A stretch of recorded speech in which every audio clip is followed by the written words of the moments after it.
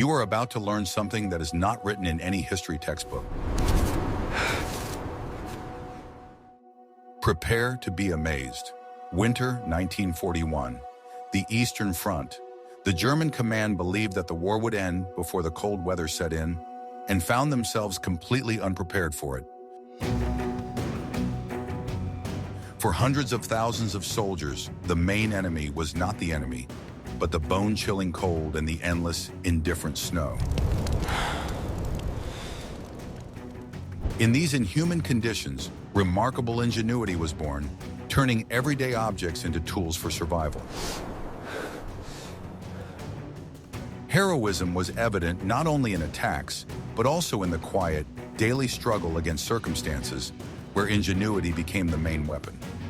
This story is not about battles, but about how to survive when nature itself is against you. Watch the video to the end, and you will learn how a mountain of ordinary snow could be warmer than a city apartment, and why Soviet soldiers valued a regular raincoat tent above many other types of equipment. What if I told you that the main secret to surviving the cold was not the thickness of your overcoat, but the right amount of air? Soldiers from all armies quickly realized that it was not the clothing itself that kept them warm, but the air layer it created. That is why layering became the golden rule of winter trench life. Soldiers put on everything they could find, creating several layers of clothing: an undershirt, sweater, quilted jacket, overcoat. Each layer trapped warm air, preventing it from escaping. This was much more effective than a single, albeit very thick, sheepskin coat. The key problem was sweat, which soaked through clothing during physical exertion. In the cold, wet fabric instantly froze, turning into an icy shell and taking away precious heat. Soldiers learned to avoid overheating by unbuttoning their outer clothing during marches or hard work. Standard uniforms were often modified. Additional collars made of any available material were sewn under the greatcoats. Pockets were insulated from the inside with fur or cotton wool so that hands could be warmed. A scarf or any piece of cloth wrapped around the neck was invaluable. It not only protected against the wind, but also allowed the face and nose to be covered so as not to breathe the icy air directly. This simple action saved the face from frostbite and lung problems. Special attention was paid to the hands and feet, which froze first. Soldiers stuffed their boots with straw or newspapers to create additional insulation. Instead of gloves, where each finger froze separately, they preferred mittens, in which the fingers kept each other warm. Soviet soldiers wore Valenki boots, which were ideal footwear for dry frost, but quickly got wet during thaws. The Germans, who did not have such footwear, envied them and often considered Valenki boots a valuable trophy. To protect against moisture, rubber galoshes or shoe covers from chemical protection suits were worn over the Valenki boots.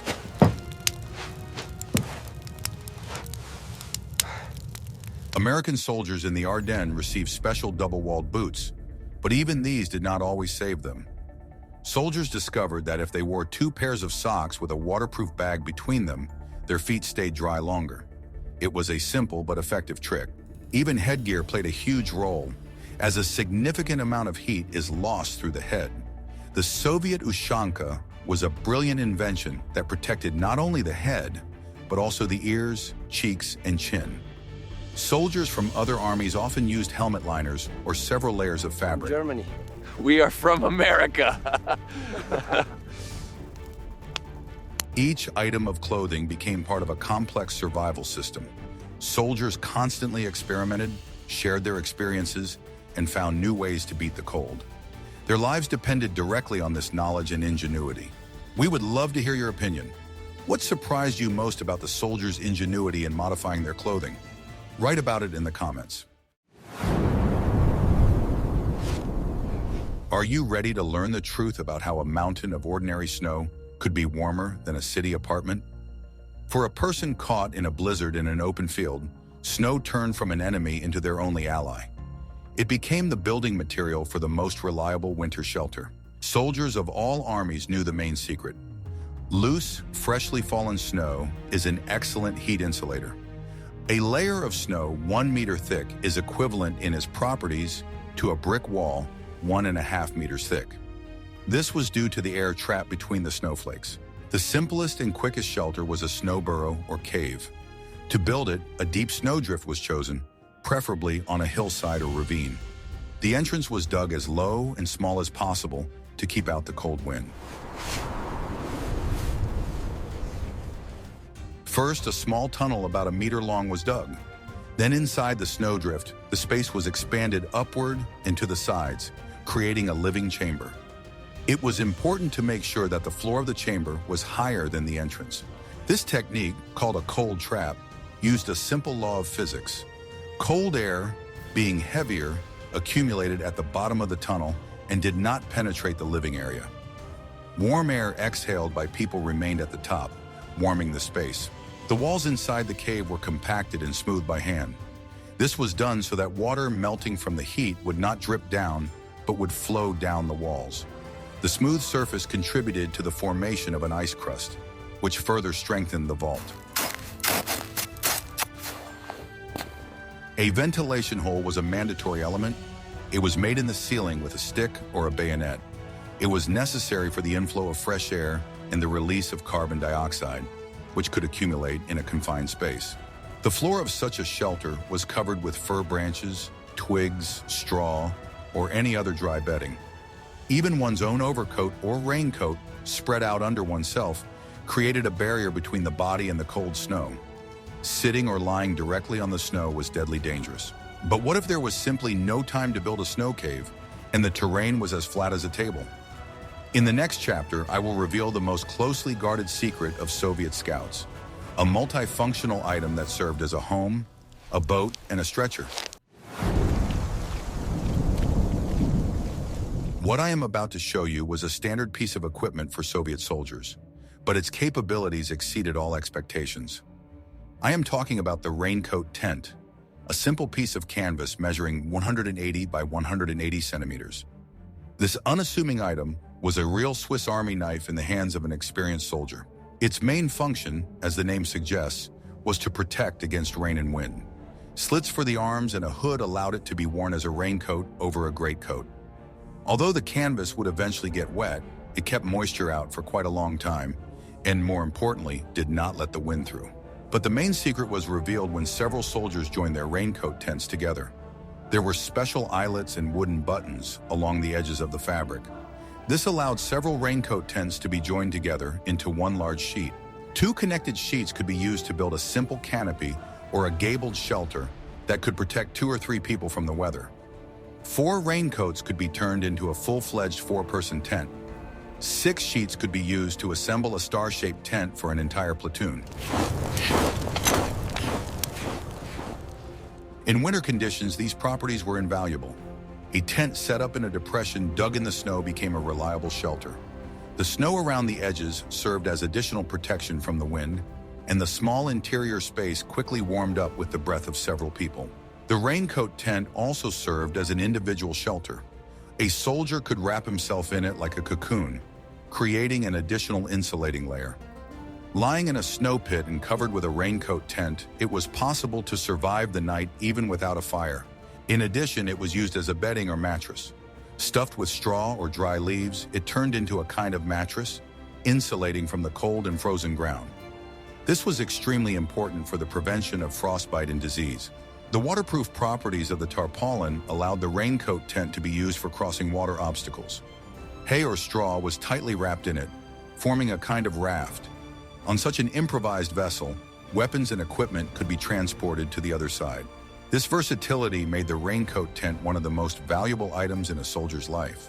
It was a symbol of soldiers' ingenuity and ability to adapt to any conditions. What if I showed you how to build a fire that an enemy sniper 100 meters away would not see? On the front lines, fire was synonymous with life, but it was also a deadly beacon for the enemy. Smoke during the day and flames at night immediately revealed a position, inviting mortar or artillery fire. Therefore, soldiers learned to build fires so that they were practically invisible. One of the most effective methods was the so-called Dakota fire, or smokeless fire. This method required more effort than a regular fire, but it saved lives. To create such a fire, a hole about 30-40 centimeters deep and wide was dug in the ground. This was the combustion chamber where the wood would be placed. The main flame did not rise above ground level, which made it invisible from the side. Then about 30 centimeters from the main pit, a second narrower hole was dug. An inclined tunnel was dug from the bottom of this hole to the bottom of the main pit. This tunnel served as a blower, providing a constant supply of oxygen to the fire. This design had several key advantages. First, the fire burned in a confined space, and the flames were not visible from a distance. Second, the constant airflow through the air vent ensured more complete combustion of the wood. As a result, the fire produced more heat and significantly less smoke. This was critical for camouflage. Even the small amount of smoke that was produced spread along the ground and quickly dissipated without creating a noticeable plume. Several thick branches or a piece of metal could be placed over the pit on which a pot was placed. This made it possible to cook food or boil water without attracting attention.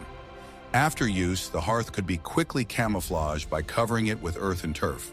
Dry, rot-free wood was used for kindling, as it produced less smoke. Dry branches from coniferous trees were especially prized.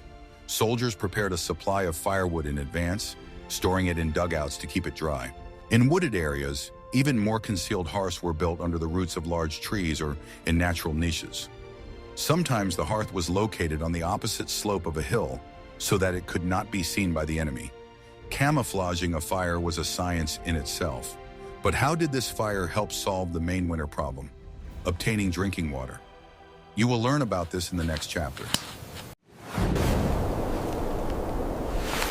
In winter, in a snow-covered field, a soldier was surrounded by water but dying of thirst. Eating snow or ice to quench thirst was strictly forbidden. This led to hypothermia, sore throats, and other illnesses, and was also an ineffective way to replenish fluid loss. The only way to get water was to melt snow. This had to be done correctly. If you simply filled a pot with snow and put it on the fire, the bottom layer of snow melted quickly, and the remaining mass, having no contact with water, burned to the bottom, giving the water an unpleasant taste. Experienced soldiers first poured a little water into the bottom of the pot. If there was no water, they melted a small amount of snow in their hands or on the lid of the pot. They then gradually added snow to this water, stirring it constantly. Water was also obtained by hanging a piece of cloth filled with snow over the fire. The melted water dripped from the cloth directly into the pot placed underneath. This method was slow, but it allowed them to obtain clean water without a burnt taste. One of the main problems was water freezing in flasks. A frozen flask was useless, and the ice could break it. To avoid this, flasks were never filled to the top, leaving room for the ice to expand.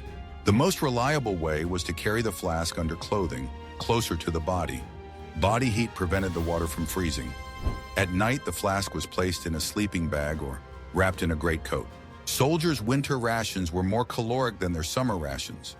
The body expended a tremendous amount of energy on heating, and this energy had to be replenished. The diet consisted mainly of canned food, concentrates, crackers, and of course, lard, an ideal source of energy in the cold. Self-heating soup, which was supplied to the U.S. Army, was particularly popular. All you had to do was pierce a special container, and a chemical reaction heated the contents. It was a real technological miracle for its time, but it was not available to everyone. Are you ready for the shocking truth that the most dangerous enemy in the trenches was not bullets, but your own wet shoes?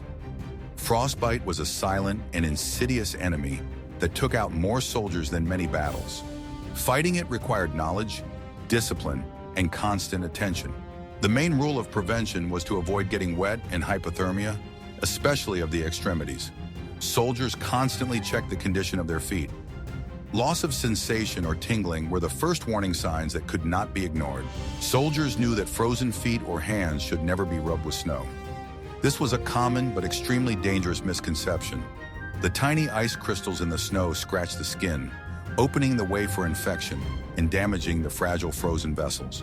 The correct method was slow, gradual warming.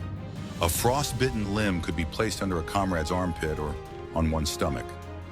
Any rapid warming by a fire or in hot water could lead to tissue necrosis. Dry shoes were of great importance. Soldiers were required to have at least one spare pair of socks or footcloths. Wet footcloths were removed, wrung out, and hung to dry under a greatcoat or on the soldier's own body. There was often no other way. Before going to bed, boots had to be taken off and the laces loosened. It was impossible to sleep in tight shoes, as this impaired blood circulation and increased the risk of frostbite. Boots were put in a sleeping bag or under the head so that they would not freeze and turn to stone. Any available fat was used to protect the skin of the face and hands. Goose or pork fat, petroleum jelly, or even gun grease created a thin film on the skin. It protected against the icy wind and direct contact with the cold metal of weapons. The most important element of prevention was the buddy system, mutual assistance. Soldiers constantly checked each other's faces for white spots. A sure sign of frostbite, a spot on the nose or cheek noticed in time could be warmed with the warmth of the palm. But how could they stay warm and remain invisible against the snow-white background? In the next chapter, we will reveal the secrets of winter camouflage. In winter, the battlefield turned into a black and white world where any dark figure against the snow became an ideal target. The only way to survive in such conditions was to blend in with the surroundings. The art of winter camouflage became the key to success for scouts, snipers, and infantrymen. The simplest and most common means of camouflage were camouflage robes. These were simple white hooded cloaks worn over greatcoats and equipment. Often these robes were made from ordinary sheets donated by the civilian population. When there weren't enough camouflage robes, soldiers got creative. They just wrapped themselves in pieces of white fabric or even women's shirts they found in abandoned villages. Any material that could hide the dark silhouette of a greatcoat was used. Not only people were camouflaged, but also weapons.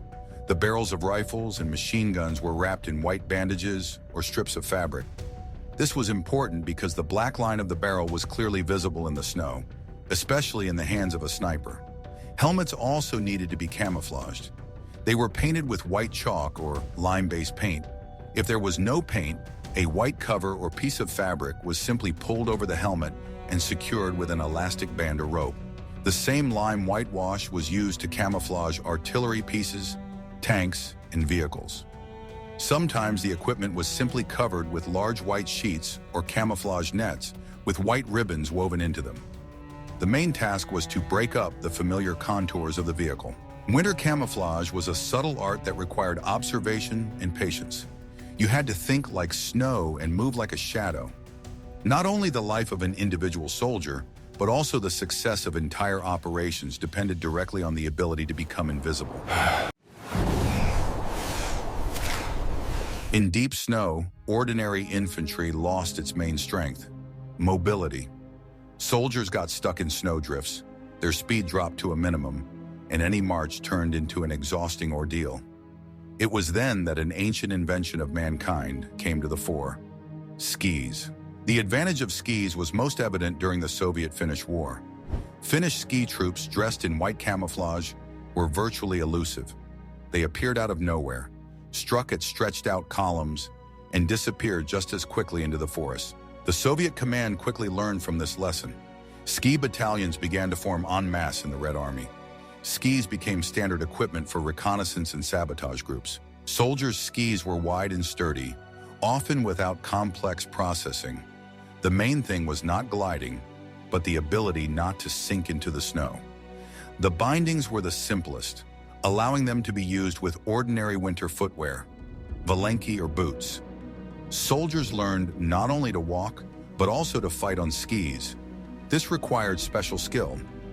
They had to be able to shoot without taking off their skis, quickly take up a firing position, and just as quickly move away from return fire. Skis provided a huge tactical advantage. Ski troops could make deep raids into enemy rear areas, disrupting communications and spreading panic. They could move where no other equipment could. Skiers often used one long pole instead of two. This allowed them to lean on it when shooting and also use it as a brake on descents. This technique was common among hunters and proved to be very effective in combat. Skis became the true wings of the infantry. They restored speed and maneuverability to soldiers, allowing them to conduct active combat operations in the harshest winter conditions. This was a case where a simple device changed the very tactics of warfare. Severe frost was a harsh test not only for people, but also for their weapons. Metal became brittle, and mechanisms that worked reliably under normal conditions began to fail. The ability to keep weapons in combat-ready condition was as important a skill as the ability to shoot. The main problem was weapon lubrication. Standard lubricants thickened and froze in the cold, turning into a sticky mass. This caused the bolt to move slowly or jam, and the firing pin could not break the cap. Experienced soldiers completely removed the factory lubricant from the bolt assembly parts. Instead, they used special winter lubricants if available. If these were not available, the mechanisms were either left dry or lubricated with diluted gasoline or kerosene. They tried not to bring weapons from the cold into a warm room, such as a heated dugout. A sharp temperature drop caused condensation to form instantly on the cold metal. If they then went back out into the cold, this moisture froze, encasing all the mechanisms in a thin layer of ice. If weapons had to be brought into the warmth, they were not cleaned or disassembled until they had warmed up to room temperature. Only then were they wiped dry and lubricated. This simple rule saved them from many problems. This daily painstaking struggle with the physical properties of metal was an invisible part of war. It required knowledge, patience, and discipline. Ultimately, the winner was the one whose weapon was ready for battle in all conditions. The strongest frost was not outside, but inside. The endless winter, constant cold, separation from home, and threat of death weighed heavily on the soldier's psyche. In this struggle to preserve their sanity, the main weapons were not rifles or grenades. Routine and order played a huge role. Daily cleaning of weapons, digging trenches, gathering firewood. These monotonous but necessary activities structured time. They prevented soldiers from sinking into dangerous inaction and dark thoughts. Soldiers' humor, often dark and cynical, was a powerful defense mechanism. Jokes about death, the hardships of everyday life, and the authorities helped relieve tension. The ability to laugh in hell was a sign that the spirit was not yet broken. Letters from home were a thin thread connecting the soldier to normal life. Photographs of relatives, kept in inside pockets, warmed them as well as a campfire. The anticipation of a letter and the opportunity to write a reply gave them hope and purpose. Military camaraderie was of enormous importance. In the icy trenches, nothing was more important than the shoulder of a friend. Soldiers shared their last piece of bread, their last cigarette, and their last sip of tea. Mutual assistance was not just a nice word, but a condition for survival. Warming a frozen comrade with your body, helping him change his footcloths, waking him up on guard duty so that he would not fall asleep and freeze to death. Lives depended on these simple actions. Soldiers tried to make their lives comfortable even in the most terrible conditions. Homemade tables, bunks, and potbelly stoves appeared in dugouts. These islands of home-like comfort helped preserve their humanity. Ultimately, it was not only the strongest and most physically resilient who survived. Those who survived were those who were able to maintain their inner strength, who did not allow the cold and fear to freeze their souls. This invisible psychological armor was perhaps the most important part of their winter equipment. We have considered only a small part of the tricks that help soldiers survive the hell of World War II. Behind each of these life hacks, from layered clothing to invisible fires, lies not only ingenuity, but also an unyielding will to live. These stories show that the human spirit is capable of adapting to any conditions, even the most unimaginable ones. War is a tragedy that exposes the worst aspects of humanity, but it also sometimes reveals the best. Mutual aid, ingenuity, and incredible resilience. The experiences of soldiers of that time are a harsh lesson in how important it is to appreciate peace in simple things. Hot food, dry shoes, warm shelter. In the trenches, these things seem like real treasures.